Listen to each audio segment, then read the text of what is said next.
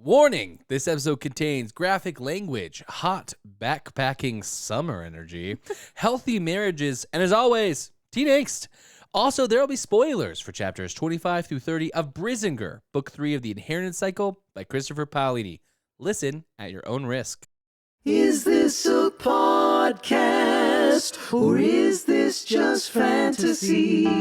We're just two nerds and we love our fantasy. So join us if you want to nerd out. Time to start the podcast and see.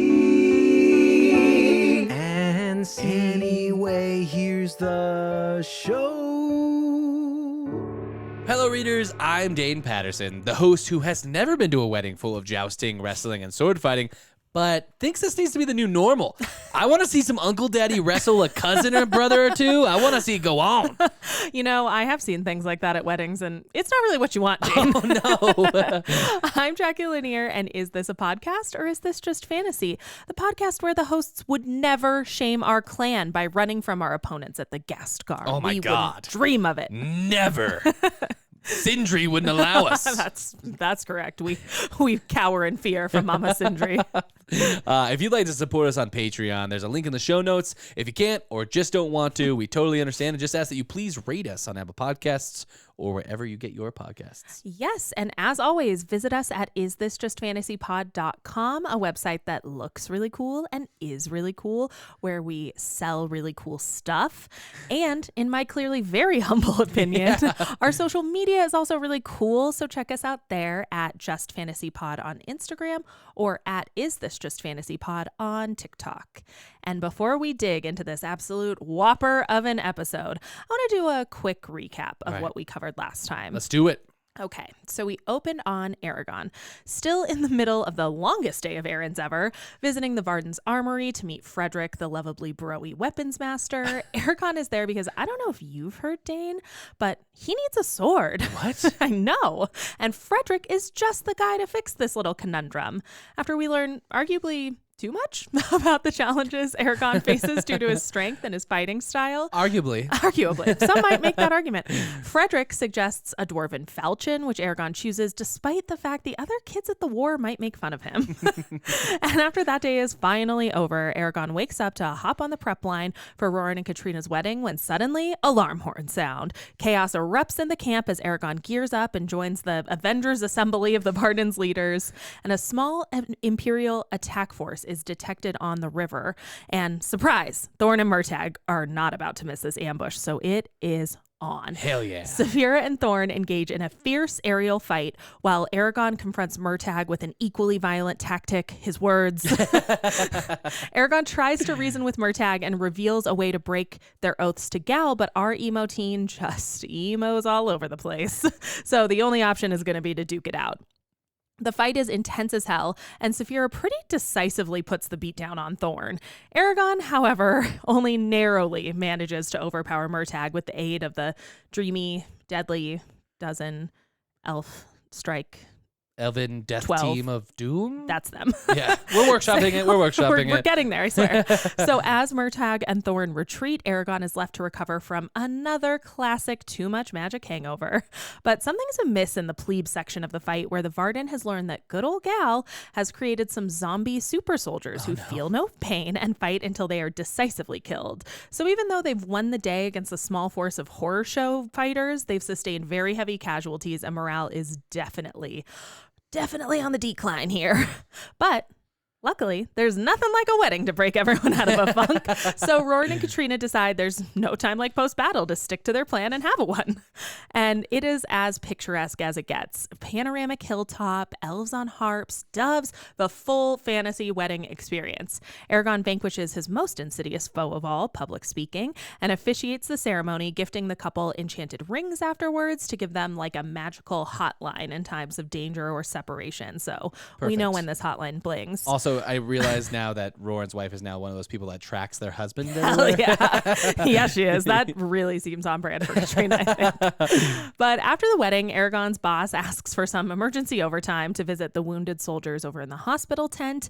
And there, Aragon encounters a man who lost his sight on the burning plains and claims that in the darkness, he saw unusual lights and energies emanating from Aragon, Saphira, Murtagh, Thorn. The soldier's account raises some questions about Murtagh, but in true throwback to the first book form, Aragon doesn't spend too much time digging into that. Nope. He's like, oh, okay. Thanks. Yes. On the whole, the encounter and the whole day leaves Aragon contemplating the sacrifices people are making for him. And we ended the last episode on the only healthy couple we've seen so far in this book series, basically, with Roran and Katrina. They're sharing an intimate wedding night chat. Pillow talk is what they're doing. Discussing their future plans and their impending parenthood and resolving their tensions with love, respect, effective communication. Fantasy indeed, Dane. Are you ready to see what kind of honeymoon I'm sure they're going to get in the middle of this war? Oh, yeah, I'm sure. I'm sure they're going to have a quick, like, even just a little mini moon, couple nights together alone. Yeah, like, is it going to be paid for by Nasawada? Is this going to be a state-funded honeymoon? In one way or another, yes. Either through the dowry or just through outright payments from the gifts. Yes. Yeah. Well, we're done more than halfway through the book. Yes. And I am loving it. Are you loving it? Yes, I'm having fun so far in Brisingr. I feel like everything is like keyed up. So all the kind of individual and disparate things we're getting throughout this book are like, oh, the fights are so much more badass. The politics is so much more tense. Like, yeah, it's keyed up and up and up. The world has definitely turned to 11. Yes. Yeah. So I wanted to ask you some questions. Oh, okay. Because we're going to be old hats in the world of Aragon. Okay. Yeah. And on the honeymoon yes. question. Okay. First question. Yes. You have 2 weeks. Mm-hmm. You get to plan a romantic getaway in Allegazia. Okay. Where are you going and what 2 things are you doing? Oh, shit. Okay. I'm going 2 prominent options. I think I'm going to go Elismira. Okay. Yes. And I think I'm going to do like full spa retreat vibes. I think we're like getting beautiful couples massages, having like leisurely light brunches. We're hiking the crags of Telnir. Getting affected by sex magic. Hell yes, we're getting affected by sex magic. We're drinking the elves like weird liquor, like their weird like hallucinogenic liquor. You're doing like peyote with Oramus. Yes, that is definitely the idea. We're getting into our artsy side, Ben and I. We're like doing sculptures and painting. He's like learning to play a lute. That sounds lovely. Yeah. You have like a flower crown the whole time. I have, what'd you say, 2 weeks? Yeah. I have 14 flower crowns, one for each day, Dane. That's amazing. That's the dream. How about you? I love that. You go to the rave at the Manoa tree. Oh, no, I don't like that kind of music. I'm definitely going to Trondheim. Yes. I'm going. Hell yeah. Because that would be wild. First off, I love cave temperature. Yes. Oh, that's true. Yeah, it would be cool down That there. is a thing I know about you. Yes, we've been in caves together. So I love that. And then I think, dude, they have those libraries. Oh, yeah. Also, it's the city of eternal twilight. Like, that's just kind of romantic on its face. There's like, well, there was before they broke it. There was a giant gem to look at. Yes, are you going to Trondheim pre-Battle of Farthendur or post-Battle of Farthendur? I think post, because it'd be empty. It's going to be like shoulder season, you know? You're the only tourists in town. Exactly. Because it's burned down a little bit. Yeah, it's burned down. It's a little run down. That's fine. That'd be kind of fun, though. It'd be fun to watch them reconstruct, I think. I think that would be dope. And also, like, I'd love to go, like, to a restaurant down there. Okay. I feel like we always talk about their food being good. Yes. And I just imagine it overlooks sweeping valleys. 100%. You know what I mean? So, and the big animals. I'm sure there's a zoo. Yes, with all the like cool dwarven dire animals. Yeah, I want a pedophaldanost. You know what I mean? Oh yeah, I love that. Okay, 2, you're pulled into the book. Okay. You must fight. Oh shit. Are you sure? Yeah. First question. Yes. Are you sure? You cannot be a pacifist. Great. Okay. You could be any race. Okay. You can have any skills. Okay. You can have any magic, anything. Okay. You can't be a writer. Yes. That's What fair. are you? And how are you helping the fight? Because I'm sure you're not helping Gal. Are you? I'm a Razak. No, I'm just kidding. That'd be amazing. That's so funny. Should we be the Razak? Yeah. clicking around. Clicking at each other. Gross. No, That was brilliant. I just said that to buy myself time because my mind is like stuck in a loop on the answer that that's I okay. know you want. Yes. I think you do know what I want. Yeah, for sure. Yeah. You talk about it, I think. I'm going to go with what Christopher Paolini intends to be the right answer, I think. Yeah. I'm going to be an elf. Yeah, Dane. of course. As soon as you said that, I was like, yeah, you're going to be an elf. Yeah. Yeah. I mean, you played D&D with me. Yeah. You remember my character. You played an elf. Half elf, wizard, Yeah. uses a bow sometimes. Ooh. Why that was my choice, there's no way to know. Is that what you're going to do? Yeah, I think so. I think Okay. I'm going to be magic wielding, but also like ranged weapons fighting kind of vibe. Cool. Like a Legolas meets Hell yeah. Triana. But Elven. Yes. I'm definitely keeping the Slattern vibes from Triana. Amazing. Perfect. Yes. How about you, Dane? Okay. Definitely being a Cole. Yes. Yeah. I'm an exceptionally large one. Of course. I'm like 9'11". Never Wow. forget. Oddly. Whoopsie. And then let's see.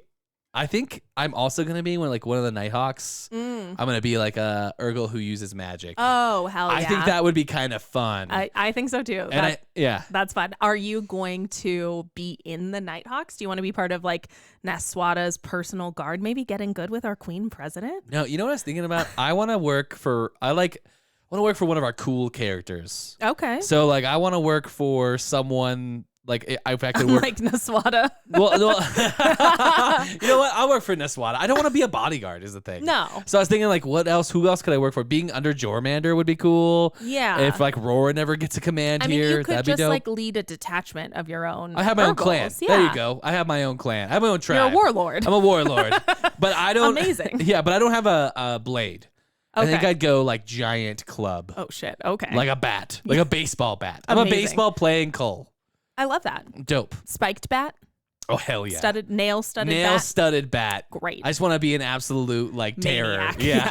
I love that. Okay, 3. Oh. If you had to pick one song to be an anthem for this book, Okay. what would it be? Ooh. This one's tough. Ooh. This Also- book so far. Yeah. Oh. It's tough because we use some song titles We do use a lot of as the song titles titles. of this show. Yeah. So I think I'm going All by Myself, a Oh. classic from our Lord and Savior Celine Dion. or it's all coming back to me now because I don't think I remembered anything about this book before starting this reread. So Yeah. it's been fun. I think I would going cha-cha-cha changes. Oh, yeah. turn. Yeah. Bowie, Yeah. classic. I'm going Bowie. Yeah, also, you're welcome for not trying to sing those Celine Dion songs. Would you like to? No, Would you no, like- I could have. and You're I an elf chose now who to can do magic and shoot a bow. I chose to spare you from that. I thought appreciate that was that. nice. Thank you so much. Well, now that we've revealed way too much about ourselves, should we continue on? Yes, let's get to these chapter summaries. All right, chapter 25, Orders. So we started a little sad this week Oh. with our bestest boy, Aragon, having a nightmare. Oh, shit. And Saphira taking him out of it and telling him that he's safe. And Oh. I want a Saphira. Yeah, it definitely is coming in clutch. He has these like weird trances, and she's just like, "Hey, bud, nope, don't Yeah. do that." When I wake up from my nightmares, I just go right back to sleep into my nightmares. The worst possible. It's the worst situation. Never left. Yeah, but anyway, that doesn't happen to Aragon. Aragon heads to see Nasawada, and we Okay. learn that Gal has reinforced the cities of Eros, Feinster, and Bellatona. Okay. So it's making it harder for the Varden to head forward into the Yes. Empire. Yeah. And the tough one here is Eros, which is kind of behind the main rebel force right now. Gotcha. They can't leave any of the cities behind them because they would be constantly attacked from the rear. Okay. And any new land that they took as they pushed towards Gal would be constantly under attack from behind. Yeah. It's bleak. Not what you want, really, It's in your army strategic positioning. Yeah, but Nasawada finally hits on some good news. Okay. Aragon can actually hold off Murtagh. Yeah. Especially if he uses Aren.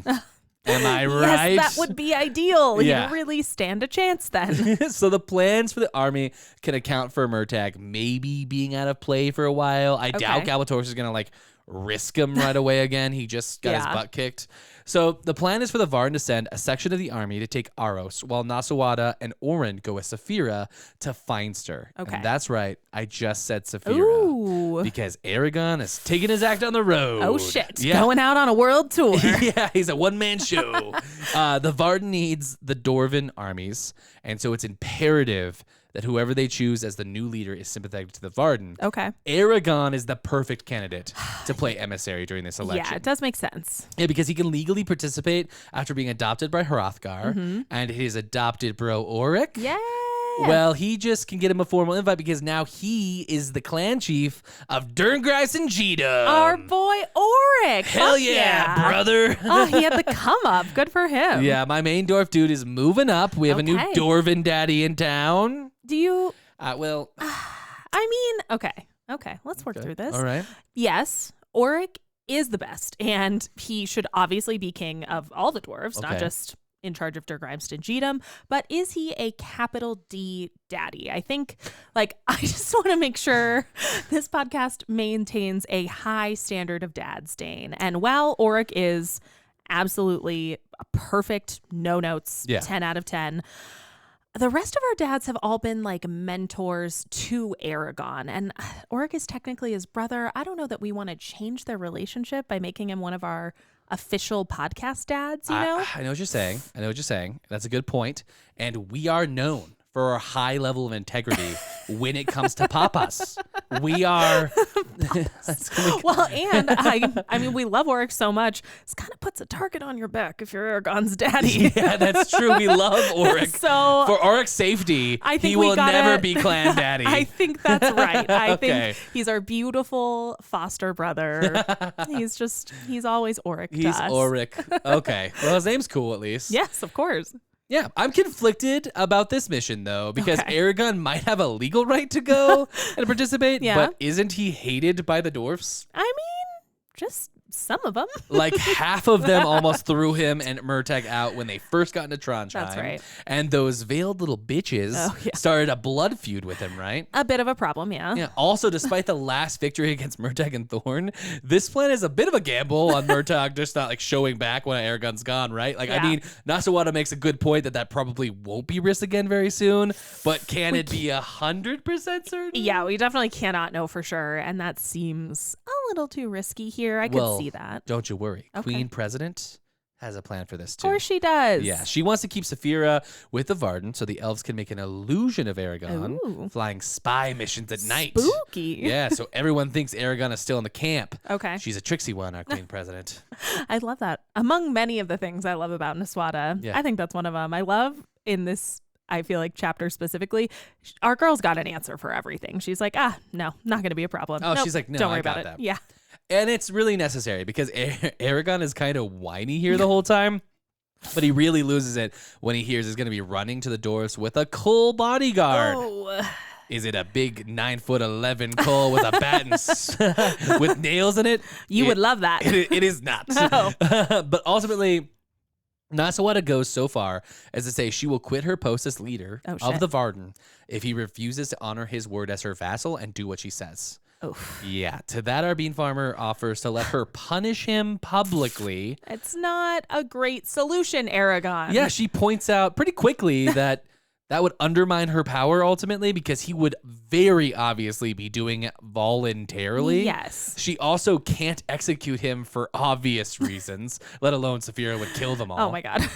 So there's a power struggle in this decision. Yes. And it's not looking great for Aragon here. He even asked if she even listens to it. Do you even listen to your counselors? He's kind of a I'm jerk. like, oh, bud, no, don't do that. Don't do that. Yeah, and once he crosses this line, Saphira like steps in and she's like, hey, you're being a little aggro Yeah. right now. And they have a private powwow, and she points out that they're capable now. They can go apart, and that this is the measure of a true dragon and rider. So she's basically like, you scared, bro?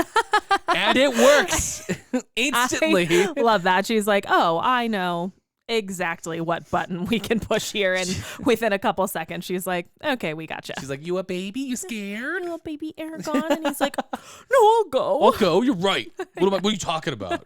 I wanted to go. This was actually my idea in the first place. I'm just trying to make her earn it. You know what I mean? My God.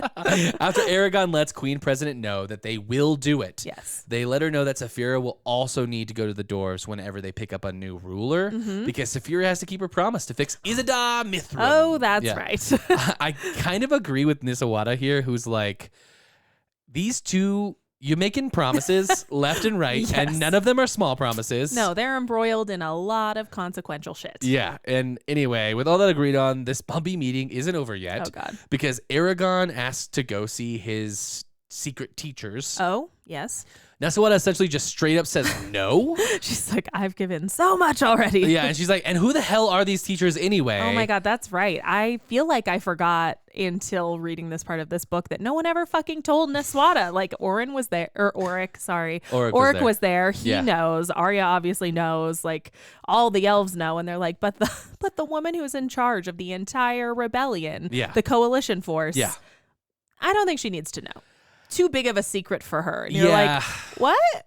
It's one of those things where I get why they all swore the ancient language not to tell anybody. Yeah. But Aragon should have asked for this little loophole, right? And he doesn't. So. And I think that's actually, I think that's on Queen Islanzadi.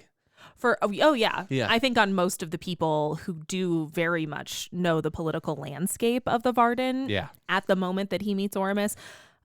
Or is it Arya's fault?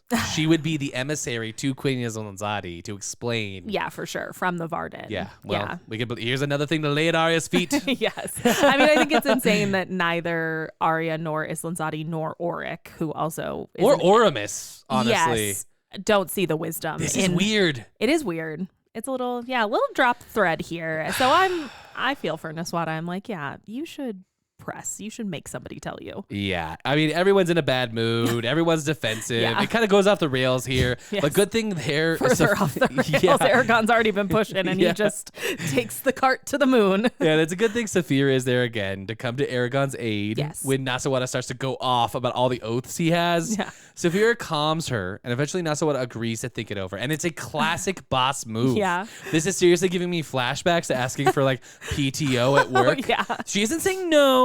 But she isn't saying yes, and thus our trip to Cabo with friends has an added element of danger. You know what I mean? Yes, I mean Trondheim. Right. That's not real at all. No. I do love that it's very much that like, well, you know, you're really making a lot more work for me. I'm gonna have to look over everyone's schedules to figure out who can cover you. So just like give me some time to work through it, and I'll let you know if you can go on your trip. And you're like, thank you. Also, it's my PTO. So I'm legally entitled to it? Am I going on this trip? Is that a yes? There's no way to know. Well, that's the end. I know. That leads us to chapter 26, Footprints of Shadow. This chapter opens with Saphira taking Aragon to bid farewell to Roran and Katrina. They agree to keep his mission a secret, and Roran reveals that he's just received his first official assignment as well. He's about to go to war. Yes, he's going to go out raiding supply trains behind enemy lines. So fun. Their group hug goodbye, though, it's actually really sweet and emotional. Their little like family hug, except for, of course, Saphira, whose only advice to Roran is to kill every last enemy he faces. So that's really nice. I feel like those two really get each other. I feel like Saphira said the right thing. Yes, I think she's very much like the violence in me recognizes the violence in you. Namaste. But from there, Aragon and Saphira head to the like enormous and bustling camp kitchen where they talk to truly a very nice man who does not deserve Saphira's level of rage. And they get these like cows that she makes a very like gory show of killing. And it's all just a ruse so that Aragon can, for once, do the normal thing here, top up his belt with energy from like the slaughterhouse animals. I will say I kind of get the like karate like vibes. Like when you like hit the boards at your like demonstration karate. She's like really going. She's like prancing out. Yes, it's she like like some bows the cow. Like the show pony prance. Yeah. Everyone's like, what is she doing? She's like, I'm playing it cool. Yes, really crushing it, Saphira. Nobody knows a thing. She's not even using her claws. She's just like, ah. Anyway. It's already sawed through part of the way. Just like those karate boards. Oh, is that true? I think sometimes. It's all a lie? I think in movies, yes, for sure. All right, well. Except for Bruce Lee, who definitely did all that shit for real because he's the baddest ass motherfucker who ever was alive. Yeah, you heard it here first. So. I do have to say, I'm not exactly a card-carrying PETA member by any stretch, but this scene like is very brutal, and Aragon is not thrilled about this little errand, but he's able to shake off like the disgust of all of this sadness with Saphira's help when she plays him like one of her classic mind movie reels. And it's a little highlight reel from their vacation on Lake Leona, which we all know famously is the Lake Como of Alagasia. No wonder Aragon's parents had their estates there. I know. Wait, do you think like the George Clooney of Alagasia also had his wedding at their estates? I mean, who would even be George Clooney in Aragon world? I really think our only option here is Marcus Tabor. Is that right? I think so. I mean, Paolini isn't giving us a ton of satellite nobility to choose from. No, I think it's pretty much just Marcus Tabor. And I think it's a weirdly good fit, you know? Okay. He's like hot and important, but ultimately doesn't really need to do much. Yeah, I feel other than be hot and important. I feel like he could survive a visit from Galbatorix, George Clooney. Hell yeah. I think oh my God, like, of course. Sit down. Charm the charmer. Yeah. Do a little prank on Galbatorix. Yes. Give him some of his Casamigos tequila. Would be good. Nothing like getting a insane murder wizard drunk. That's hilarious. Yes. So with these hasty preparations for Farthendur, the journey to Farthendur complete, Aragon and Saphira finally say goodbye to each other. It is so touching. I think Christopher Paolini does a really good job here of making us understand how integral they are to one another as they like soothe themselves, trying to reason that like the separation will make them stronger together when they reunite. So it is really, really visceral when Aragon cuts off their mind meld after their goodbye, knowing that like cold turkey is the only way he's actually going to be able to leave. It's like jarring. It's really sad. I had forgotten that happened. Yeah, this is like highlighted in this book. I mean, I feel like it's coming up. Yes, for sure. And he has a thought that hints at something I totally identify with. He was obviously just apart from Saphira after Hellgrind, and he's thinking that getting through that ordeal is a good indicator that he'll survive this separation too. Like, he'll be fine. We've done it before. Yeah. But it just makes me think that like deciding to do something at the peak of adrenaline and like pushing through to get it done is so different from trying or from having to do that thing again in a considered and conscious way, knowing full well how hard it's going to be, like knowing the stakes and being like, we're going to do this shit anyway. Yeah. Like totally even though Aragon was a bit of an asshole to Naswada, he was a little bit of a tough look guy there. I'm really feeling for him here, and maybe even like understanding a little bit why he was so resistant towards this plan, towards this separation. Like, it makes sense. It seems like it might have been mostly this. Yes. Yeah. I think so. So Aragon gets down to packing up his essentials for the road, which I loved this. They inexplicably include a copy of his own poem that he wrote, his stash of booze, the giant tome Jode gave him, and not one single change of clothes. He's a teenage boy. Yes, he's like, I got all the things I'll need. Dude, bold choices, my guy. I'm like, may I point you to the Venn diagram overlap of travel and organization TikToks to get some packing tips? Like, the girlies there have it figured out. They will help you, Aragon. But he turns himself invisible and sneaks right out of Dodge. And the scene of him sprinting out of the camp's like defenses is super fun. Like, he's running full tilt through a bunch of obstacles. No one can see him. He's like a regular Ethan Hunt. God, I love it. I love me some Tom Cruise sprinting scenes. Yes, dude. Nobody's ever done it better. Yeah. Nobody maybe ever will do it better. We need somebody to start understudying with Tom Cruise stats. I know. They need to start doing a sprint regiment. Yes. I mean, that guy's got to be doing sprints on camera in his free time, right? 100%. All right. After running about an hour from the Varden's borders, faster than a galloping horse is how it's described in the text, Aragon finally has a rendezvous with his traveling companion, this Cole. And as the resident horse truther, I'll just put out there that that's like 60 miles per hour for reference. Horse facts. Yeah. The more you know. Horse facts. That's too fast. 60 miles an hour. That's really fast. Crazy town. He's going very, very like That is wild. Wild. Sorry, all I could say, I was going to say again, that's fast. That's fast. It's so fast, it's making me say it's fast over and over again. Cannot. We're just very fixated. Horse facts. I mean, he's like on the highway. Yes. Highway speeds. What if there's horse a school facts. nearby? Is Aragon even slowing down? Yes, he's really not observing the local speed limit. I would guess Alagasia is more of an Autobahn type situation. Just go what you feel. Yeah, just do what you feel. Laissez-faire. But anyway, waiting for Aragon on the bank of this little pond is our first Urgle friend from all the way back in Eldest. Hell you remember yeah. this guy, Oh, Nargarshvog? How could I forget? Love him. So Aragon is surprised to see him since he's the leader of all of the Urgles that are in the Varden's alliance. But our Urgle daddy explains that he chose a proxy to lead for the duration of this mission because Aragon's success is so vital to the Urgle's revenge on Galbatorix that like he, as the biggest, strongest, best Urgle, is going to protect Aragon himself. And I will be damned if I don't love that kind of pragmatism here. Yeah. And like Nargarshvog also is starting to seed the idea that like their fates are this like deeply intertwined situation. And like he is personally invested in Aragon and in his success. I like that we're already getting shades of that in this early chapter when they first meet back up. And we get the nice little tidbit that Nargarshvog apparently is the baddest ass of all the Urgles ever and has won 42 one-on-one hand-to-hand combats. That's insane. It's crazy. So Aragon thinks he's actually glad Nargarshvog took on this assignment because when Naswada first allied with the Urgles, remember Aragon was the one who probed the chieftain's mind and deemed him like honest and reliable.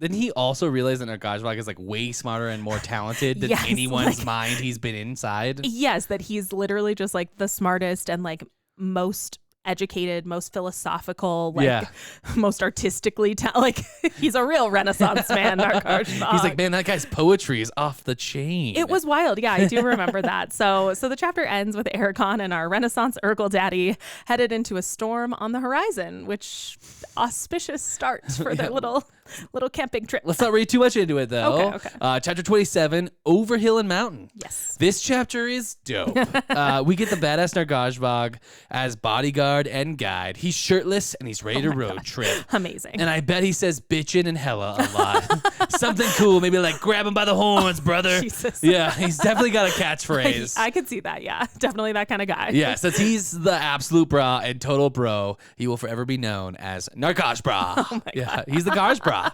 I'm not gonna lie, I love it. Oh, good. No notes on Garshbra. Hell yeah. Garshbra. Garshbra and Fire Sword on the road before senior year. Oh my God, yes. Yeah, and before we get into their trip, let me say that I am biased. It's going to come out. I love the Urgles you do. so much. That's why you'd be one. Yeah, so I apologize for nothing. Good. Don't. So, you don't owe anyone anything, Dane. Yeah, I'm learning healthy boundaries Yes. too. Yay. Yes, queen.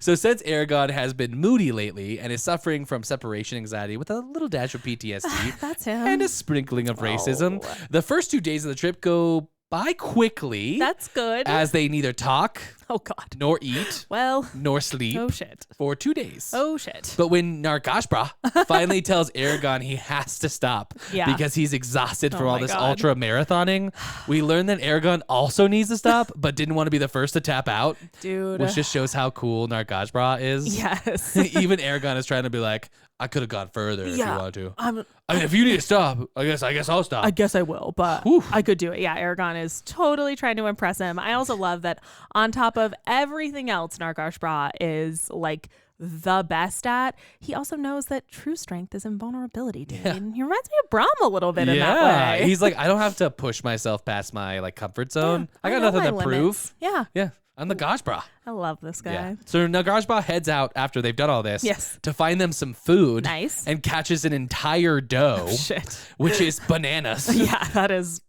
a feat of hunting, feat of strength. Yes, but Aragon ruins the moment by asking if he's even going to cook it or if Urgles my eat God. their meat raw. Oh, Aragon. Aragon, stop being a baby. Yeah, he's tough looks. It was better when he wasn't talking those first 2 days. Yeah, this is why he shouldn't have started talking.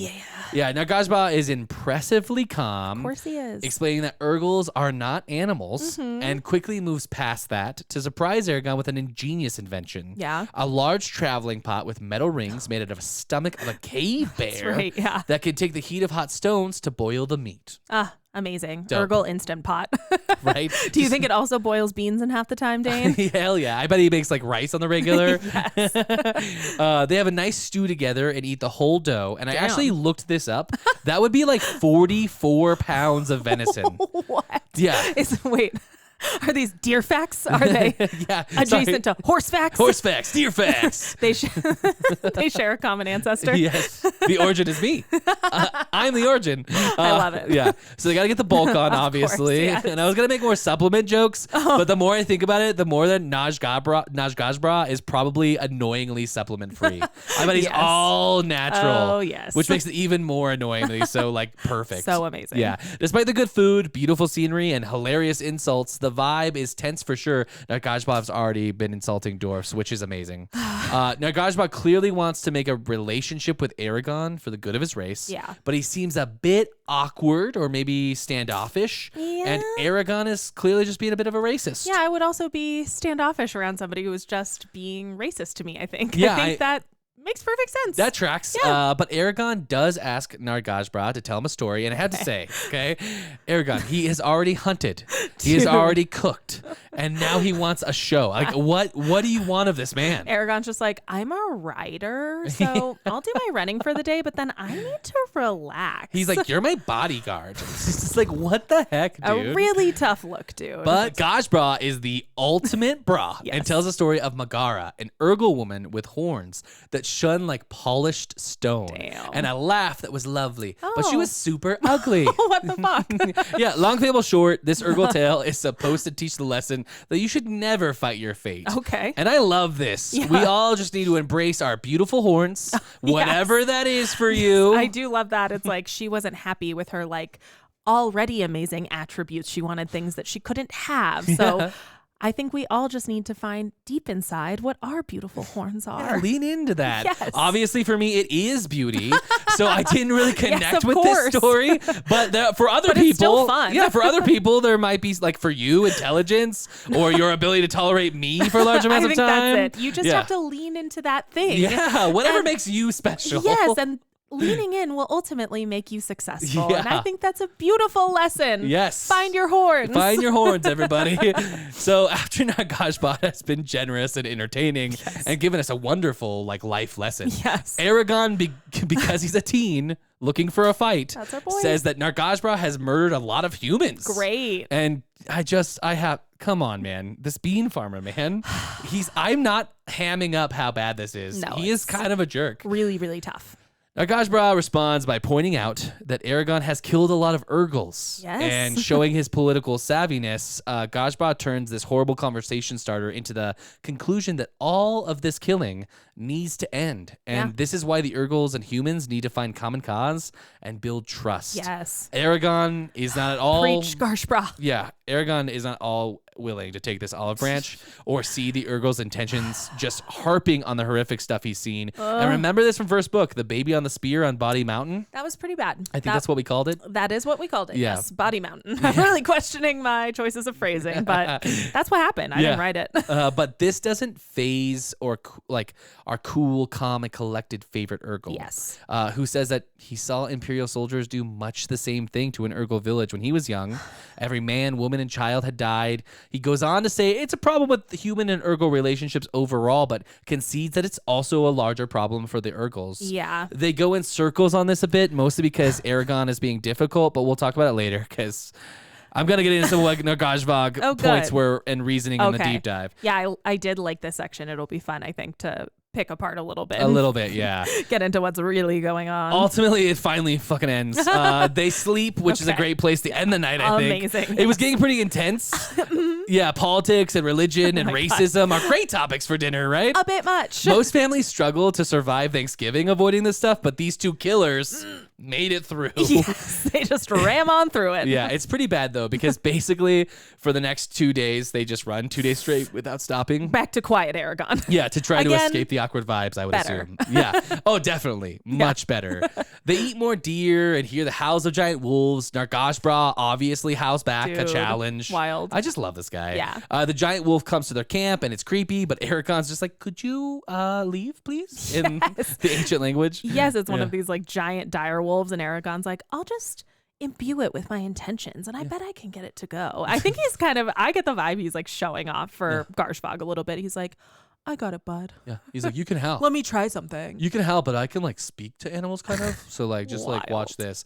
Anyway, they Watch run this. more the next morning. Lots of running in these So much chapters. running. But their journey is over as they cross into Dwarven territory and the two bros need to separate. And Yes. it's really nice. Nargashbra tells Firesword he has to run back. And so let's just say I don't think the tension we're getting here, Yeah. what we're picking up is what Paolini was going for. So reading, I feel like doing this reread with you was so funny because I was like, Dane, am I No. a crazy person? Like, no. are you getting this vibe from the end of this chapter? And you were like, yeah, girl. It's super weird. It's weird. Like if you replace Arya with Nargashbra, Dude. it would totally be a setup for a romance. Yes. Nargashbra says he'll probably like run back slower than he came, and Yeah. I imagine him like kind of punching Aragon's shoulder with like a little smirk on his face. Yes. And then Aragon like looks down and he's like, so, don't get killed by like a wild beast because I'd have to track it down and kill it. And I imagine him like giving him the predator handshake afterwards and they like stare at each other for a second. And it's like, what is this? Yes. And right as Nargashbra leaves, Aragon in the text, and I'm not making this up, he looks at him and takes a large breath before turning to his destination. And I just imagine him like looking longingly after Nargashbra with a whimsical smile and being like, no, Aragon, you can't. Back to work. 100 Back to work. 100%, like for real. This chapter just in itself, it's a one-act rom-com. Yeah. Like it's giving enemies to lovers. I think at the end, like in that end section as they're parting ways, isn't Aragon like looking down at his feet and like shuffling He, him like, around, kicks like his feet. bashful? They're Yes. just like straight up flirting. The only thing It's that's not included wild. is like blushing or Yes. like sweating. Like it's so wild. 100%. What Yeah. I do think I need though is for someone to find me the Aragon Urgle Daddy fanfic. I'm positive it's out there. If the vibes caught me, Dane, and the vibes caught you. Yeah. There's no way the vibes didn't catch one of these like prolific fanfic authors. And the thing is, like, we never read sexually too much into these books.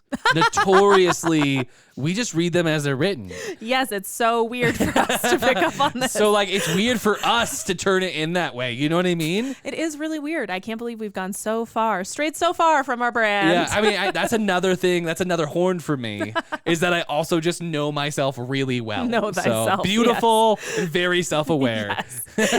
And actually, now that I'm talking about another horn, humble. Very humble. Super humble. Yeah. You gotta find your horn. I'm proud of you for already knowing 3. Yeah. Everyone has like 1 or 2. I have more. That makes sense. Yeah. That feels so right for you. But enough about me. We should continue on. Yes, that does take us to chapter 29, For My Love. This deceptively named chapter, right after this rom-com, starts, unfortunately, not with the blossoming love story between Aragon and Garshbra. We're cutting over to Roran on the road with his new stealth unit, still trying in vain to practice magic with a stone. It always catches me off guard when he's doing this. It's like kind of funny, kind of sad. Do and you picture like haunted Garrow? Yes, like, 100%. He's like shaking and just staring.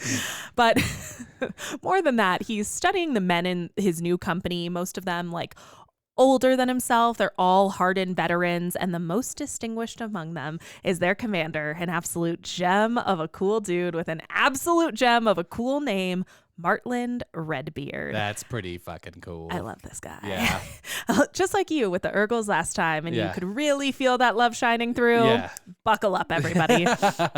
Redbeard is so fucking cool. Yeah, he's pretty cool. Yes. So Roran is reflecting on his first meeting with his captain, in which we see pretty quickly that Redbeard is going to be a leader of the like competent, grizzled veteran variety. I already like him a ton. Obviously, he seems like he's going to be like tough but fair, and he says to Roran like, "I want to like you, dude, but I am not here to give you any kind of preferential treatment. I don't give a shit that your cousin is the rider. Like, we're gonna all get by and get through this situation like on our merits alone. Is so this like another firm but fair roll. daddy? Yes. I love it. So apparently Roran and Redbeard's strike force have been riding for 3 days so far, and Roran has been noticing the effect of his new ring. Like no matter how far he goes, there's an itch in the back of his mind pointing him to where he knows Katrina is, which I'm like, it seems like that was already kind of a thing you were doing before, but whatever. Is this like good for his monomania? I feel like no, Dane, it is not. He's obsessive a little bit. I don't know bit. if this is healthy for him. Well, it's probably not any different than what was happening already is my read on it. I'm like, this is the same, just like slightly more magical. Yeah. But we also learned that Roran's fast friend at his new job is the resident spellcaster of this force, Karn, and I fucking like this guy too. He's a top tier character. Yes, this chapter is full of just incredible 10 out of 10 side characters. So Karn is described as a pretty weak magician actually, but he compensates for his strength by getting super like creative and tricksy with his spells, which I think is a super fun and like as yet underutilized feature of this magic system. It's fun to see the ways you can like work this magic around your problems, and that's like Karn's specialty. It's his whole thing. Yes, it reminds me a lot of like Androl in Wheel of Time. He's like, I can do this one thing, I do it really fucking well, and I will find a way to solve any problem with this one thing. Yeah, Karn's definitely giving off Androl and Wheel of Time vibes. I love this guy. He is actually a top tier favorite of mine in the series, so I'm glad we finally got him in the story. Big same. He's so fun. So as Roran is listening to some of his new coworkers like gossip around that night's campfire, we get some fun Redbeard lore that I was never going to leave out. You never stood a chance, listeners. So allegedly, Redbeard escaped to Serta in the first place to join the Varden after our sweet normal Emperor Galbatorix, Just and rightful ruler. yes, our just and rightful ruler, sent 500 soldiers to capture Redbeard's estate, and Redbeard lured all the soldiers in, like set fire to a bunch of oil he'd placed around his property, burnt every last Imperial soldier alive, and dipped right the fuck out through a secret tunnel he'd had installed. So he took his whole family, like all of his guards, all of his like household, and he just got to the river. I've never thought of this either. Oh. But how did he get all 500 soldiers in his house? How big is this house? Oh, it's just like on his property. Oh, okay. Yes, I was like, how did he do this? On his estate. I think just like in the front gate, basically. So the soldiers are like surrounding his house thinking they're about to like close ranks and like trap him in. Okay, good. I was like, how big? This guy was rich. Dane, do not malign Redbeard's scheme. It makes perfect sense. I will not hear a word against it. I'm so sorry. Yes, he's the fucking coolest. I love that story. So now that we're well assured our new boss is super legit, the crew gets their orders to attack the convoy they've come for in the morning, burning every last supply, killing every last soldier. It's a classic. And Redbeard's right-hand guy sends them all to sleep, telling Roran to ride at his side the next day so he can, quote, gut Roran with a dull fish hook if he messes up. Sweet dreams, brother cousin. Although Roran probably was like, that is nice. I like that. Oh, that seems. That's something my dad Garo used to tell me before bed. I mean, man seems straightforward, and I bet he cares about me. I like his haunted eyes. Yes. So from there, we cut right into the action. Roran is decimating people with his hammer right and left, and even Snowfire gets the assist on a kill in this battle.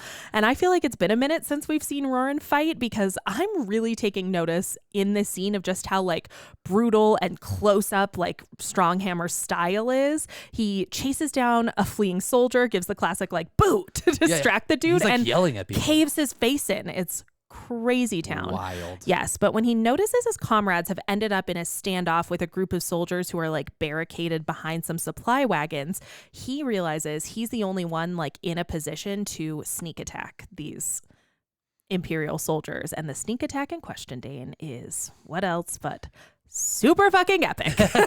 Freaking Roran stands on his galloping horse to launch himself over a wagon into this like shelter of these Imperial guys, and he proceeds to immediately pretty much take out 4 of the 5 soldiers who were hiding out. But just as the 5th soldier has our favorite brother cousin pinned down, starting to put the stranglehold on him, Martland Redbeard stabs the dude from behind. We get that cinematic scene of just like knife point pokes through person from the other side. That's awesome. It is wild.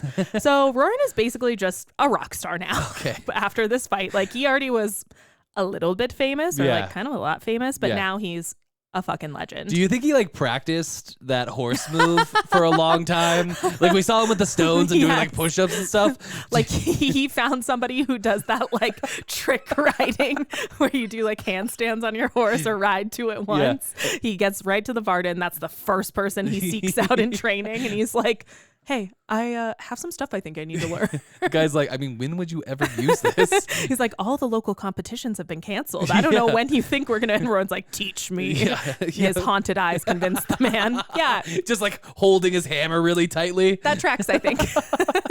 That lives rent free in my head now. Thanks. Oh, that's hilarious. It is crazy though. The only wound Rowan sustained in this entire battle is from an oxen horn that just like ripped open his leg errantly as he rode by, which our boy Karn heals as soon as the battle's over. So dope. No harm, no foul.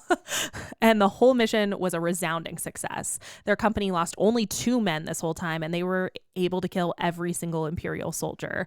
But this is tempered again by Roran's reflections on his own brutality and his aversion to killing. I mean, it's obviously fun and like amped to read the fight scene, but it's not a couple minutes before he's like, oh, that sucks. I hate that so much. Yeah. And I really like that at this point, we're almost always getting that reality check that like, yes, battle is super epic to read in a fantasy book, and it's fun to see Roran be a badass, but we're still confronted with the toll that being a trained killer takes on our characters. But Stronghammer shakes it off by thinking of what else, Dane, that he's doing it for his wife and his baby. How do you think Katrina feels like knowing that Roran puts like all the deaths at her feet?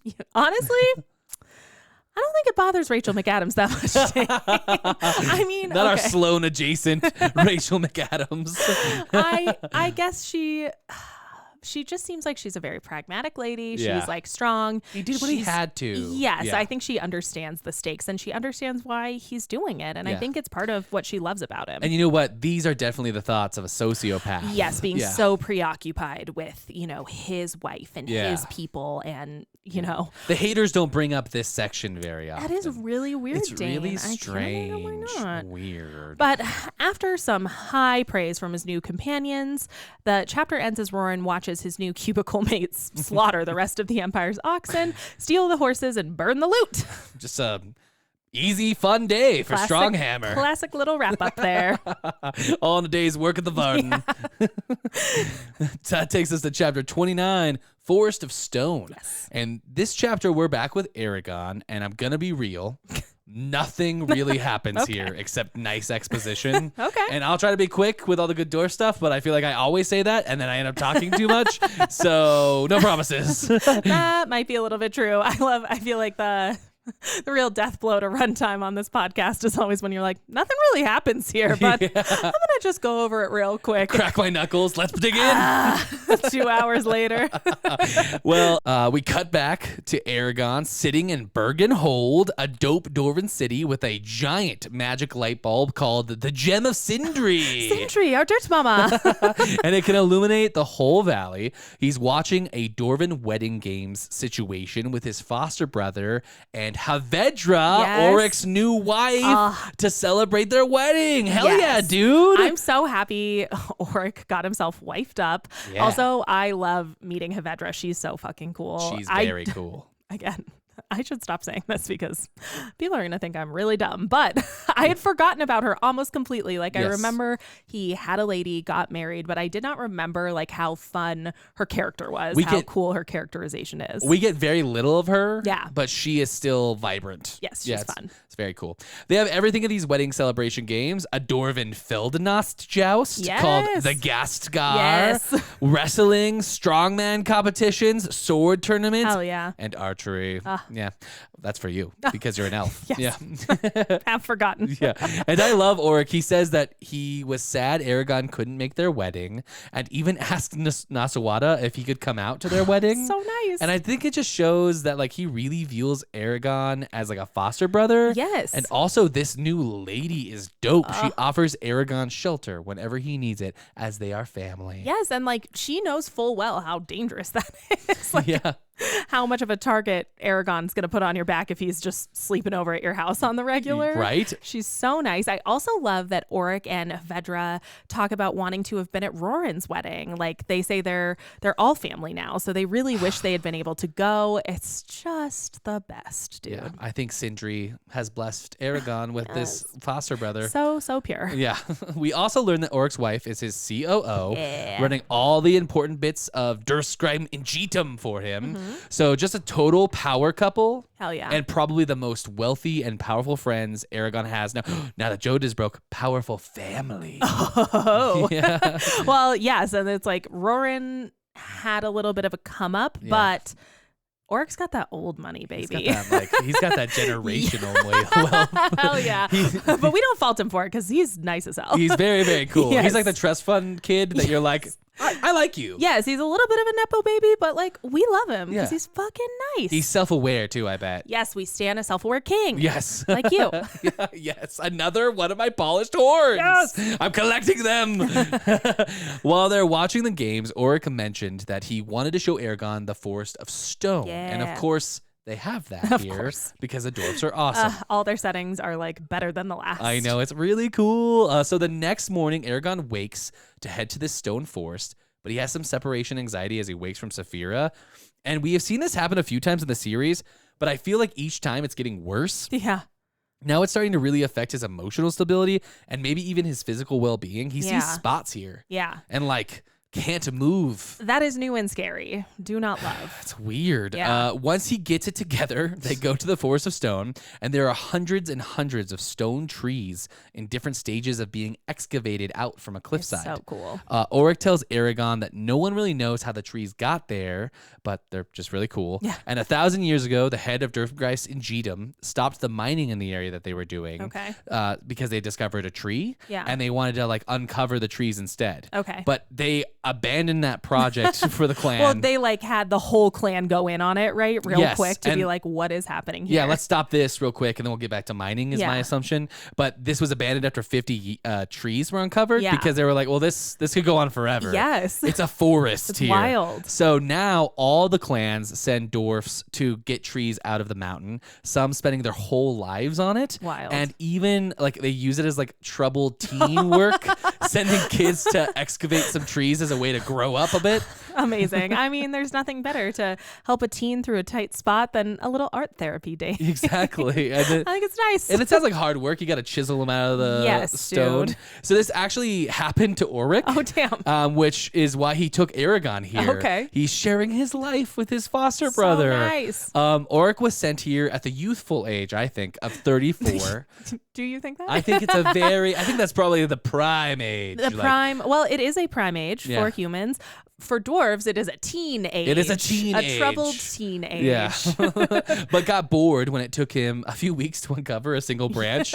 And he totally fell in with Durmgreist Venshurgen, Ooh. the Wolves of War Hell clan. yeah. And got drunk and fought a Nagra. So, we learned that Auric was kind of a bad boy. I do love that. I love that he's like, I did a branch. I'm over it. Yeah. I don't want to do anymore. I hated that. I'm gonna go drink and fight. Okay, bud. Yeah, cool. Auric then gives Aragon the lowdown on the political situation at the moment. Okay. And the dwarves haven't had a clan war in 200 years. Yeah. But they're on the verge of one now. God. Things are very tense. Oh. Hrothgar's sudden death and the war has sparked a lot of political debate. Shit. Oswald and Rock Onawin, those dudes with the veils, Yes. do not think a war can be won against Gal. Okay. And they have swayed a lot of dwarfs to their side. Ooh, that's bad. They are favoring an isolationist policy, and we all know that that has never gone badly against fascism. No, definitely not a storied history of that. Auric does not feel this way, obviously. He thinks that Gal is the kind of guy who won't stop until he has all the power everywhere. Yes. Totally agree with you, bud. Yes. He is adamant that they need to win the war here and now, and for this reason, Auric wants to take the throne himself. Yeah. He's already backed by 3 other clans, and he thinks he can win enough for a majority. Okay.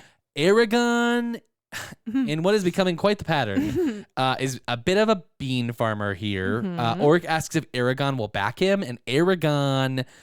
What does he say, Dave? He He says- just gives him a quick yes and says, I love you, foster brother. They hug and they move on. And then we're off to the next gen. No. No. It's tough. He says he'll support who will ever support the Varden in the war. Yeah. and it's predictably does not go well. Auric gets super serious, and he brings up that like Aragon swore he was a clan member, and that defying his clan like leader would be one of the biggest transgressions in Dwarven culture. Yes. Auric even brings up the historical nature of what Hrothgar did when he adopted Aragon, and then the fact that it can't be undone. So Auric would have to banish Aragon, proving that the dwarves can't be trusted, like the writers, and putting Aragon in even more danger because there are some Durmgeist and Jedam people who are going to then, like, you know, try to hop on with the isolationism, like, philosophy. No, like, hurt Aragon. Oh, shit. Oh, like, for defying their clan it would be so shameful to the clan that even if Auric just banished him, which would already be bad enough for Auric and the clan's, like, political savviness, they would try to, he could not protect Aragon, and, you know, dwarves have long memories, as Oswald and Rock, like that weird Vale clan is already proving here. Yes, I feel like Aragon came in here with orders from Naswada to kind of do this thing. Or my read on it is that she was trying to tell him to like play it smart politically, like to be on the side of whoever's going to be good for the Varden. That makes sense. Yes. But you know who also wants that? Auric. Yeah. So Aragon's just not, I think, keeping track of the changing landscape of this situation. No, and also I think he has more information here. Yes. And like Nasawada is not a dwarf. Yes. So like Auric is essentially saying, hey man, you cannot go against me. You literally cannot go against me. Yeah. And Aragon manages to make all of this worse by asking if Auric is threatening his life. Dude. Which is insane because he is clearly not. No. We get this man loves you, Aragon. Let him. I know he gets like we learn that Auric takes this adoption very seriously. His first response is like he's like, I wouldn't kill my brother. Yes. And we're friends, dude. Yes. I'm just telling you like what the situation is and the politics here. Aragon takes this very clear, very mature. No, I'm just kidding. He freaks out. He yells at Auric. This whole thing is not a good look for our beef farmer. It's horrible. But also, I think this is like good writing. I think Paolini is trying to show that in this tense moment, these two have become very close friends and family. Yeah. And like they're kind of having like a brother argument. It's kind of funny. I think so. And I think just good writing on the face of like, we've been with Aragon now for 2.5 solid books. Yeah. And we have the ability to be very angry at him for fucking this around. I think it just like shows how invested we're able to get in these characters, in this world, in these relationships. Yeah, and it comes to a head when Auric asks Aragon to just trust him that he'll do the right thing. Yeah. If Auric cannot be king, he'll know when the cause is a lot, like what is a lost cause. Yeah. And he'll back another pro-war clan. Yes. He wants Aragon to really trust him as his clan leader and his brother to know what's best to accomplish their shared goals. And Auric is the guy, man. Dude, yes. And it just feels so wild to me that like Auric clearly has been raised in the political landscape of the dwarves. Like, and Aragon knows how deeply Auric supports the Varden and like wants to fight for this cause. And it's like, Aragon, how are you not trusting your angel brother to like know that birds of a warhawk stick together? Like he's gonna stick with the pro-war people here. I think you're right. I think he's trying to do the Nasawada thing, but also he's just not taking in the actual facts. Yeah. And he's not like listening to Auric, you know what I mean? Auric's explaining why Aragon can't do his own adventure. So Auric is the guy, like I said, after Murtagh, he's my draft pick. I love this guy. And Aragon finally agrees. He tells Auric that he will trust him and essentially re-pledges to the clan. Yes. The Odd brothers end this chapter by leaving the stone tree forest and heading into the underground tunnels leading to Furthendur. I can't wait. Only so that we get to say Furthendur. That does take us to chapter 30, The Laughing Dead. This chapter opens back with Roran on the precipice of yet another raid. He's out here doing that like 9-to-5 weekend warrior job. He's crushing it with this overtime. He thinks about how immediately close he's grown to his new brothers in arms as they survey the camp of the Imperial soldiers they're about to attack this time. Nothing like murder to bind people together. You get that feeling with me, right? We've been in the trenches, slaying podcasts. Oh, Podcasts, yes. That's what I thought you were going to talk about. Podcasts. Keep it cool, Kevin. Don't tell the people about anything else. Keep it quiet. Keep it quiet. It seems as though the enemy soldiers have chosen like the least defensible possible spot for their camp. And even though Karn doesn't seem to sense any traps or opposing magicians here, like the whole situation is giving Roran the ick. It's kind of giving Redbeard the ick. And like the three of them don't love that they're going to initiate this raid, but Redbeard knows like Naswada's a tough boss, and if they're going to come back to the Varden, they need deliverables. I got quarterly reports coming up. That's all I'm saying. Like, they know they need to bring the goods home to mom. Yeah. So they're going to go for it. And I mean, they don't know that anything's wrong. Yet. So Strike Team Redbeard starts their raid on the right foot. Karn is a badass. He essentially creates this like magical flashbang to buy the Varden some time to surprise the enemies. And things are going mostly according to plan until the first soldier Roran cracked in the face with his hammer gets back up, pulls him from Snowfire, and starts choking him out. And the scene is super ominous as Roran's like stabbing the guy in the ribs. Like the man's continuing to laugh maniacally this whole time. Roran's like losing consciousness, so creepy. stabbing blindly, finally lands a jab through the nose into the brain. It's horrifying. Roran doesn't miss a beat though. He rejoins the battle, warning his compatriots to aim for the heads. This whole fight scene turns the gore level up to 11. Roran's braining people with his hammer. He's stabbing through eyeballs, and he finally ends up hunkering down with a bow, aiming for heads and hamstrings, essentially. It's absolute chaos. The Varden are now wildly outnumbered, fighting this camp of zombies who feel no pain, and Roran gets down to his last 2 arrows. Of course, he uses one to help his boy Karn out of a tight spot. Yes, and runs over to ask the magician if he can kill these zombie stormtroopers with any type of magic. Karn cannot figure out a way to drop them, so he and Roran, like back to back, fight their way through like the melee. And this is like one of my things about Karn I like. Yes. He's also a badass fighter. Yes, that's true. Like, I think maybe because he's a little bit on the weaker side as a magician, or maybe just because it's a war, he has multiple skill sets he's able to draw on here. They end up liberating like an embattled group of their allies, and Redbeard manages to link up with the rest of the mounted guys. So they finally figure out a way to execute a somewhat coordinated attack against these zombies. They back the Imperial soldiers like into the riverbank, and now we're fighting through like slogging mud. It's absolutely gruesome, exhausting fight on this riverbank, but Redbeard's company is thoroughly exhausted at the end, but victorious. Hell yeah. I mean, it's Redbeard. Did we really think we were going to lose here? No. Redbeard's like the Harvey Specter of Nasawada's group. He's the closer. He's going to get it done. You know, a really good analogy, actually. I can totally picture. Nothing like a Suits analogy for, is that actor now Redbeard? Oh my God. What's his name? I don't know right now. I'm panicked. I'm not going to be able to think of it. So I was sorry. trying to think of the boss that plays Pearson, right? Jessica Pearson. She's Naswada. Oh, that's Naswada. She straight up is Naswada. We just figured we need a younger version a little bit, but I don't think so. She could get it. She could get it. She looks great. Anyway, we digress. That took a turn. Listeners, sit in silence for a while Dane and I imagine the propositions of the Jessica Pearson actress. I love that we're going hard on Suits here too. Like a 10-year-old reference now, right? Zoots.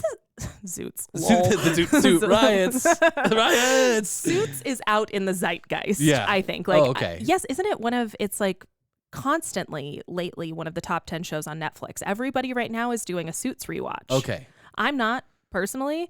I should be. I don't know why I'm not. I am, but I thought I was unique. Apparently, this is not a unique thing. I am so sorry. I hate to be the one to tell you. I did watch it when it was on TV though, and that show fucking slaps. So I'm that just show's saying, great. Harvard Specter, Marlon Redbeard. 10 out of 10. Perfect. 20 out of 10. Yes. 80 out of 10. I love it. Does that make the guy who plays Mike Karn? Ooh, okay. And Donna is Triana. Yes. Sold. Absolutely sold. I love it. Okay. We're really going to have to put the fan cast together We're soon. going to have to put a picture up or something. Yes. We'll figure it out. Yeah. Anyway, just as Redbeard's company is starting to collect themselves and like get the hell out of this nightmare camp, a zombie soldier Dane pops up to take one final strike, cutting off Martland Redbeard's hand.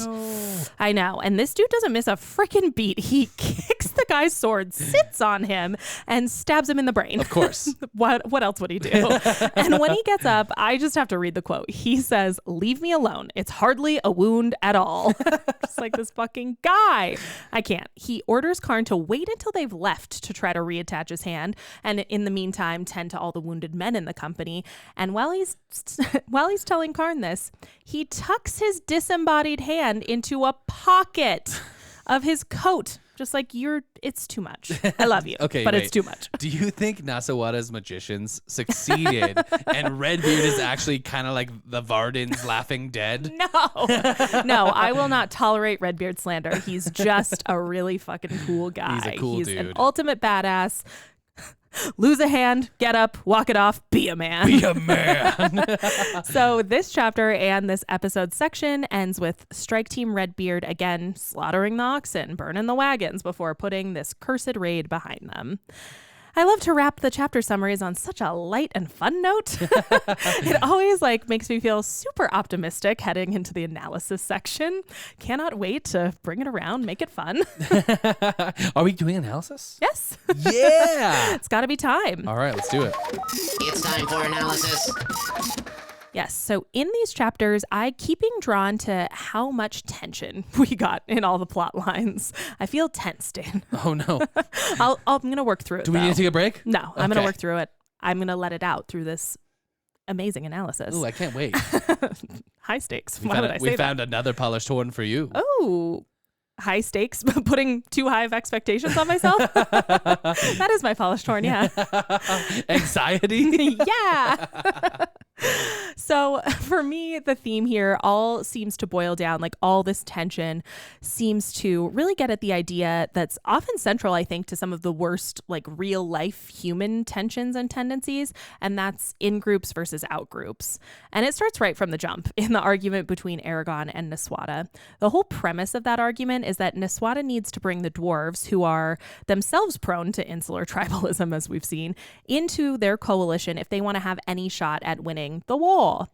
It's imperative that they strengthen their in-group here, and when Eragon resists her wishes, Niswada's best line of argument is to highlight the ways he's bound himself to her and to the Varden as his in-group and remind him of his duty to serve them, to bring down Gal, to save the world, Eragon, Yeah.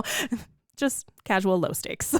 Yeah, nothing big. Don't fret on it. Yes, but it's dude, recognize who your people are and do what you can to support them. I know that's what you want. That's her line of reasoning, and it does end up working.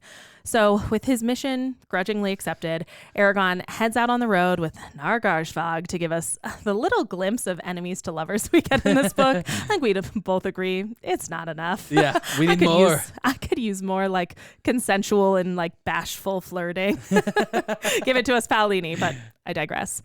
It couldn't be more front and center, I think, throughout Eragon and Garshvag's journey that the tension between their perceived in-groups and out-groups has sowed, to put it so mildly, prejudice and distrust. It's not great. No. And of course, Garshvag is the one to point out the way both races have suffered to hold on to this tribalism. I'm just hoping that their hot survivalist Trek vibes, the way they were successful and came together in the end, is a little foreshadowing for what we can expect from the human-Urgal alliance on a larger scale. That, after some hesitation, Dane, and some unfair arguments, they'll ultimately be able to develop enough respect for each other to succeed together. I trust the bra. Of course you do. I do too. He's great. So before we move on to Roran, we have to talk about one more tough look in a section of tough looks for our guy Eragon. One of the more frustrating scenes, I think, in these chapters is when Eragon will not get his ass in line to accept his familial and clan bond with Auric.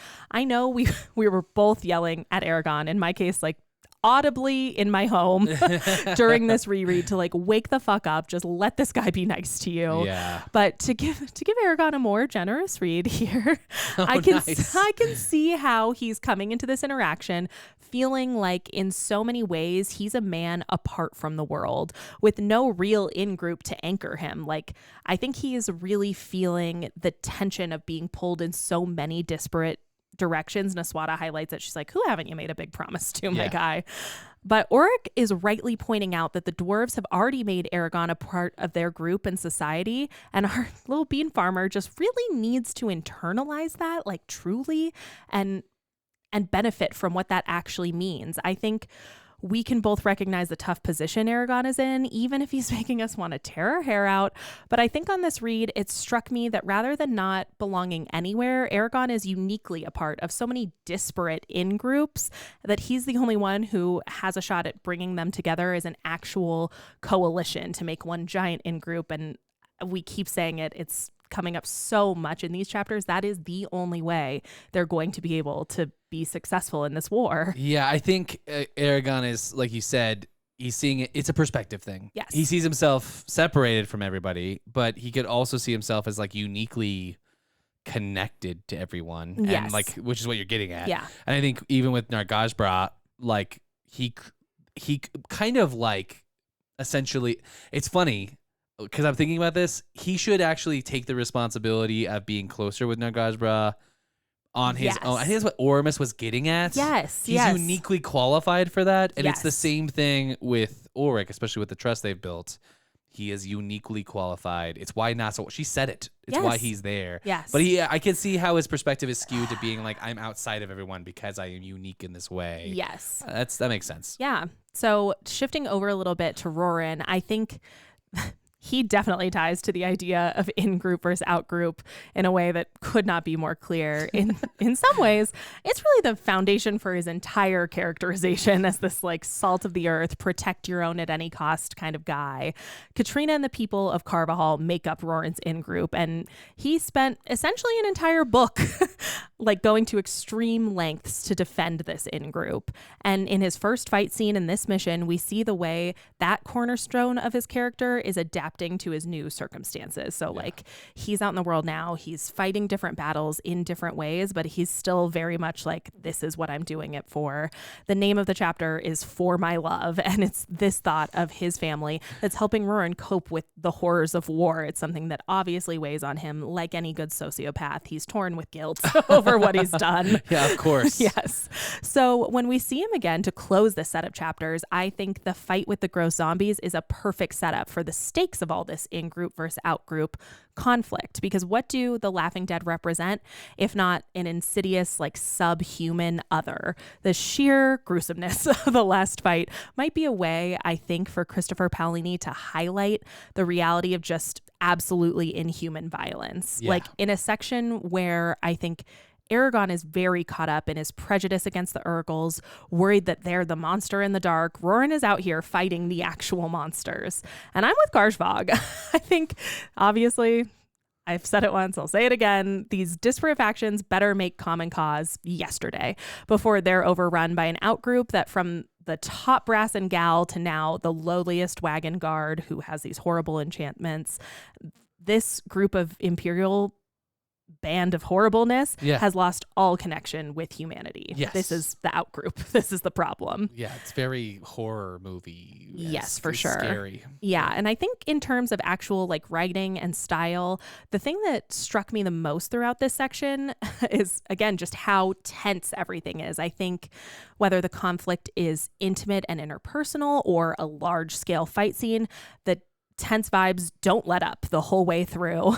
And I think it's impressive for Christopher Paolini to be able to make us genuinely mad at our main character this far into the narrative, make us genuinely scared for the enemies this far into the narrative, because it's one way to set the stakes for future growth and later payoff. Like, I think it's going to feel really earned because we know what we're overcoming. We know this tension that like is going to hopefully birth some growth, Yes. some evolution. So turning, I think, to in-group versus out-group, a deeply human phenomenon that so often results in real-life tension between, you know, two people or whole countries. I think using that to establish this makes so much sense to me in these chapters. So That's awesome. tension. Yes, the tensions are high. Are you ready for our deep dive? Yeah. Dive down under that tension? Yeah, you know what wasn't full of tension? What, Dane? My love for the Urgles. That's it's true. time for a deep dive. Hell yeah. This week's deep dive is about the Urgles, and with our best bra being so front and center in this section, and with all we learned about the Urgles, it just had to be done. Hell yeah. Hell yeah, brother. First, let's rapid fire some Urgle facts. Are these like horse facts or deer facts? You're a big facts guy. I'm a big facts guy every week, every episode, Jax. That's true. That's why you're the deep dives guy. Avi. Deep facts. Deep facts. There are two types of Urgles and Cull. While both have horns, gray skin, yellow eyes, and are formidable warriors, the Cull are the big boys. Yeah. And they stand over 8 feet tall. And for context, it is very tall. Shaq is only 7'1". Oh, shit. So despite the height differences... Just a tiny little guy, Shaquille O'Neal. But to the Urgles, yes. Both are beefy and well-muscled creatures. So... Yes. Insane. Shaq and the Cull, or Yeah. the Cull and the Urgles? The Cull and the Urgles. Oh, right. They're beefy boys. Shaq's a twig compared to these guys. No. Yeah, I said it. And I'll Don't come say for it us, again. Shaquille O'Neal. You seem like a nice guy. Yeah, he seems great, actually. Please don't hurt me, Shaquille O'Neal. Urgles give respect to others by showing their throats. Very Urgles are the cool. race of people who killed Galbatorix's dragon and friends Oh, that's when right. he was spring breaking all of those years Oh. ago. That's how Gal lost his mind. Oh, that's right. Yes, Urgles were the first people Aragon killed in this book series and just in his life. Yeah. When they ambushed him in the first book, and in that book, remember, the Urgles were also mind controlled Oh. by good old Durza. Oh, right. Yeah. Having kind of a tough go of it, the Urgles. It's been wild. We do learn some new stuff in these chapters, though. First, we get some context for why the Urgle race can't help but become violent. Okay. Yeah, they live in a culture that rewards feats of strength and violence. Okay. When male Urgles start to grow their horns, they must leave their home to go kill an animal in combat. Right. To prove themselves. The bigger and scarier, the better. Yes. Nothing like wrestling a wolf. Yes, as a young tween. Yeah, that's pretty normal, pretty standard, so Yeah. nothing so far is off. I mean, I'm sure you did that. Of course. You took a break from dance practice and you went to kill a cave bear. I mean, we had to. They didn't make the ladies do that, Dane. We just sat around and polished our horns. Oh, nice. That is pretty. That was great. This is all pretty intense already. But on top of that, Nargajbra tells us that a female Urgle won't even consider a male for romance until he's killed at least 3 men in combat. Damn. So this pretty much explains it. Yeah. You need to expand to have lots of battles so your young can have mates. This is a tradition of violence that would be hard to break. Yeah. It makes a lot of sense. I would guess that bravery and courage in the face of pain and bloodlust would also be highly praised in this community, as those things tend to help people who have to contend with the horrors of war on a regular basis. That makes sense. Yeah, and like would probably make them harder to deal with, frankly. Maybe a bit. Yeah, Makes sense. we learned that in their hidden mountain villages, the Urgles take large logs, stand them up vertically, and carve various animal faces on them. Okay. The description reminded me a lot of totem poles, Yes. but unlike totem poles in North America on the western side, Yeah. which I think are usually records of family history. Yeah. That. These Urgle tracks. logs are made to ward off spirits and animals. Okay. They're spooky, I guess. Yes, it's more like a dream catcher in concept, Yeah. but like totem pole in aesthetic. Kind of like a cross from a dream catcher and a scarecrow. Yes. Yeah. So Yeah. on the doorway of each Urgle home, they hang a cloth they call a namnal, which are woven by artisans to Okay. tell the history of the family that lives there. Okay. So kind of. Function like a totem pole, aesthetic like a banner or a pennant. Yeah. It's. I don't know. We're mixed messages here. Yeah, we they- were borrowing from a culture for sure. Yeah. They also have something called a hearth rug, and I Okay. looked into this to make sure. So this is directly from Paulini.net. Quote, upon marriage, the Urgle husband and wife choose the colors they will use in the family rug that will lay before their fire in their home. By custom, they take turns braiding the cloth for the rug. Their joint effort represent the entwined commitment to each other and their family to be. Yeah. And Nargajbra says this activity's whole function is designed to let you know by the end if the mate you chose is a good one. I like this. I like this custom a lot. I think it reminds me of famous internet, like, if you can build a piece of IKEA furniture together, your relationship is rock solid. Yeah. You should probably get married. Yeah, exactly. It's this, but magic and Urgle. Totally. I love it. And Yeah, and crafty. Well, I love that Yes. most. Finally, we learned that the Urgles don't really accept visitors. And the reason Aragon hasn't really heard of Urgle women, children, or anything about their villages is they often kill those who visit. Oh. Uh-oh. Angela's here, though. Oh, of course. Yeah. Why wouldn't she be? I got to bring up Angela because apparently we learned in the last book she not only spoke Urgle, but has been and visited there. No problems. Is she one of the only people? So Is far she in the probably book? the only person who I'm speaks sure. the Urgle language? Probably the only person on the planet. That feels right. Yeah. As wild. I've got nothing to say about that. Nope. I will say I was surprised by the hidden villages thing here for the Urgles. Yeah. It seems they would need to be on the move to have constant conflicts. Yeah, less that the villages are hidden, more that they exist at all. Yeah, that is kind of strange to me. And Yeah. staying in one place would limit that and shrink Okay. their population. Yeah. But we didn't learn it all here, so maybe I'm missing something about that. I don't know. I want to Maybe if you're Christopher Paolini, just like secrets. Yeah, I love that. I want to end with the most interesting part of the Urgles, the fact that their very culture has created such difficult and complicated political challenges. Okay. We hear from the leader himself that the Urgles are a people of violence and they need to change their ways. Yeah. That the Urgles are basically fucked regardless of how this war turns out. It's not great, Dan. Because either Gal will kill them all or their own chaos is going to consume them. And I've covered some of the cultural reasons as to why that's probably most likely going to happen. But even in the events of this series, it doesn't look good. Okay. They are the ones that killed Gal's dragon, and that guy ended world peace. Tough. So they're kind of partly responsible indirectly look, for yeah. that. They also attacked the Varden in Trondheim, and even though they were Durza's puppets, and we've seen the Varden humans have a hard time letting go of that last ambush, and Yeah. they did kill Ajahat. That's true. So that's not great. Yes. And the Empire as a whole doesn't know that the Urgles were working for them. That's not common knowledge, but I'm pretty sure the Empire is going to brand them as traitors for turning on the Empire, right? Yes. So either way, it's a tough spot to be an Urgle. Bad stack of PR problems on top of PR problems. Yeah, and in this section, Nargashbar sets up these political challenges, and he thinks if he can build trust with the Varden, win the war, and maybe work on changing his culture a bit, they might have a chance to survive. But he ends all this musings by going back to human-Urgle relations, saying that because of their horrible past, neither race can look back. Yeah. They both have a lot of blame to go around. Yes. Their only option is to go forward. That's true. And Aragon, I think, is showing, though, the serious PR problem the Urgles are up against.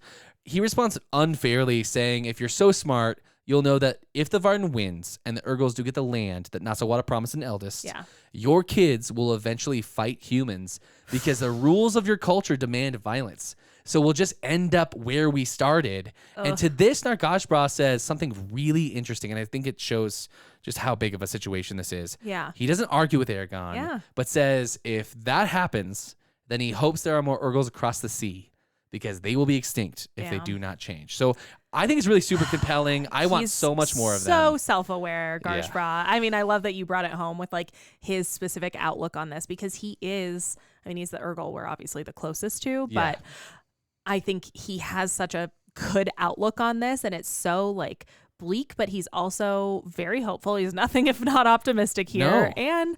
And fuck it. If anybody could win a war, build trust, change an entire culture, why wouldn't it be the smartest, the most talented, the most badass, the most artistic man who's ever walked the face of the planet? Another man with a lot of polished horns, I would your say. Garshbra. Your ultimate bra. But you know who struggles with keeping balance in the face of difficult challenges? Me? No, the haters. Oh, the opposite of me. The opposite of you. Actually, you should do your research, Have you even read the book? How you pronounce it? What are the haters saying? There's an index in the back, right? This is a really derivative. Copycat. For this episode's haters, I was going to defend the whole Roran is a psycho thing. Oh, right. That. Yes, the very obvious psycho here. Yes, I can't believe I missed it. When I had a revelation. Oh. Yeah, it's not needed. Oh, Yeah, yes. look, haters, where are you? There you are. Hey, haters, it's me. It's Dane. Right? We're friends. For the last 2 weeks, I've been defending you. You know, I've even taken your side. I can agree with some of your points. And I'm out here in the discourse. I know what you haters are talking about online. But after doing this for almost 30 weeks, I have to say that I don't think all of your opinions have to be refuted. You are smart. You get it. We have to go on about how nice Roran is. Now, yes, that has to do a lot with how hunky he is, but also he's a nice guy. We like him. So I could go on and cite direct quotes and give more examples, but I don't want to spoon feed you all these defenses this week. That's all my haters. Have a good day. I love you. But be kind to someone today. Yeah, balance the scales a bit, haters. Go out and do some good in the world. Yeah. And you can be smart. You can find the defenses if you listen again to our episodes several times. Yeah, and to my non-haters out there, don't worry. I have a little something fun. Okay. Yeah, I was thinking of one more question, Jess. Ooh, speed round. To end the episode. Yes. What character Okay. do you think is most likely to max out their credit card? Ooh. Yeah. Oh, shit. I was thinking about this because we've been talking about wealthy couples, wealthy family members. Yes. Generational wealth versus new money. The 1%ers. And I was thinking, like, who would max out their credit card if they had one? Ooh, so interesting. And it's as far away from Roran being a psycho as I could think. So yes. Just a complete departure. Yeah. Okay. There's the temptation to say, like, your Orans maybe, or like your Naswadas mayhap. Like they're definitely in a tight spot. They need to spend a shitload of money, but they definitely seem more like they're taking out a business loan. They're not putting that shit on the Amex. They're working directly with banks. I think so. Yeah, yes. I don't think this is like a credit card situation. I think that's right. I think dark horse. Yeah. My pick is going to be Auric. Ooh. Because why? He has a shitload of money, yes. Could he pay cash for everything all the time? Absolutely. Of course, no questions asked. But if that guy who's never had to manage money a day in his life gets a credit card, he's not going to understand what a spending limit is. What about Havedra? Well, no, she's a COO. She's not the CFO. No, that's true. But she is organized. She, I think, manages the finances. Yeah. And I don't know that she comes from the same level of generational wealth as Auric. This strikes me as a problem that happens when somebody is really next level ballin' outrageous. So you know what I mean? She'll straighten him out in a few years of their marriage. I'm hoping so, yes. Okay. But at this current juncture, they're just freshly married. I think maybe she's trying to put him on a budget. So she gives him a credit card. She's like, this makes sense. I want to get the points. I want the travel perks. And Auric immediately is like, well, what do you mean I can't buy 6 suits of priceless armor? I want a magic death sword. She's like, this is the entry-level Amex, babe. It's not the black card. He's like, I want my free barge points. I want to go up the bar. I want to barge up the river. Exactly. What about you? Who is your pick? Okay, actually, I talk a lot of crap on her, but Angela strikes me as someone who's but intentionally doing it. Like she has multiple credit cards. She's doing credit card fraud. She's hustling. Yeah, she's we call that hustling. Yes, she's gone to every city state. Yes. She's that's how she's been to the Urgles. She was up there getting a new Urgle credit card that she's never gonna pay back. That totally makes sense. Yeah, I would say maybe less fraud and more just this doesn't matter. It's all fucking fake money. She has some serious philosophy about heavy quotes on serious philosophy. Yes. Well, but also I do think she probably has a penchant for buying random things. Oh, for she's sure. Pink knitted socks. I need 50 of those. You think that herbalist shop was doing serious business, Dane? You think that bad boy was staying in the black? No, I don't think so. I think most people avoided that shop for sure. I also think the other read on this for Angela is that she's just so spacey.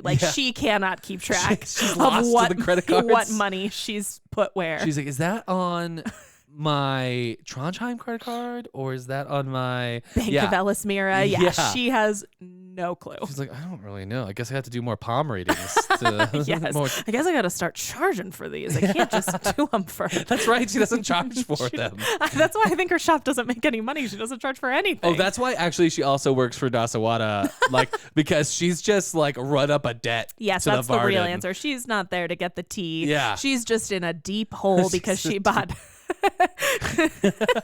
She's holding inventory, Dane, in her business. Hilarious. She bought way too many crystals and the people aren't taking them. She's been single-handedly keeping Oswaden Rock Anawin, like Oh, no. like in the because she's bought so many amethysts. Oh, okay. I was like, Dane, no. No. This isn't like she's a bad guy with them. Is she though? I don't know. But what mostly she is she's a crystal lady, I feel like. 100%. So she's got lots of amethysts. Crystals on crystals on crystals. Okay, I love that. Love that too. That was great. Great question. On that note, Thanks. are you ready to call it, Dane? Yeah, let's Hell do yeah. it. Thank you for listening. Make sure to rate and review, especially on Apple Podcasts. Support on Patreon and check out our social media at Is This Just Fantasy Pod on TikTok or at Just Fantasy Pod on Instagram. If you have any questions or just want to write to us about the podcast or Yes. about how we think Angela is a credit card thief, email us. We's a strong word. We's a strong We word. both said it. We both went on for a while. Email us at isthisjustfantasypod@gmail.com. I reserve the right to walk that back, kind of. Too late. You're It's on scared wax. now, aren't you? I'm always scared, Dane. If you want to keep pace and read along with us, on the next episode, we will be covering Chapter 31, Blood on the Rocks, through Chapter 36, Insubordination. Who do you think is guilty? Since you're in a fun questions mood today, who do you think is guilty of insubordination? It's definitely. Nerds and we love our fantasy. I think it's Rory. Yeah. I've read it. Listen to us next guessing, you're just time. telling me. Find out what our deep dive will be. Thanks for catching our show.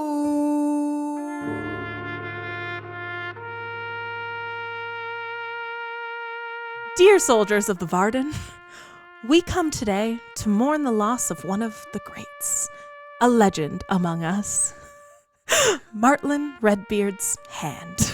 As you know, this was a hand that touched all our lives, literally and metaphorically, whether Redbeard was lending a hand in times of need or waving goodbye, its absence leaves us grasping for comfort.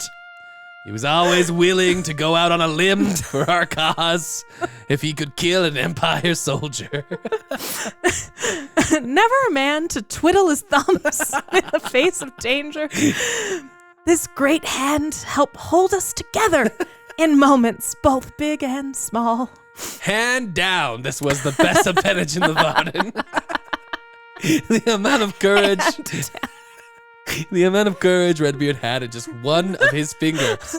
What a loss. 2 thumbs way down on this turn of events for me. I mean, I'm just stumped over this. How do we move on? I don't know. I don't know the answers right now, but I do know that I speak for all the Varden when I say my cheek will miss his soft, comforting touch after a successful ambush. Sleep well, you calloused and mailed fist of peace. May you never be forgotten by the hands of time. By the hands of time. Wrist easy, sweet prince. That's all we got.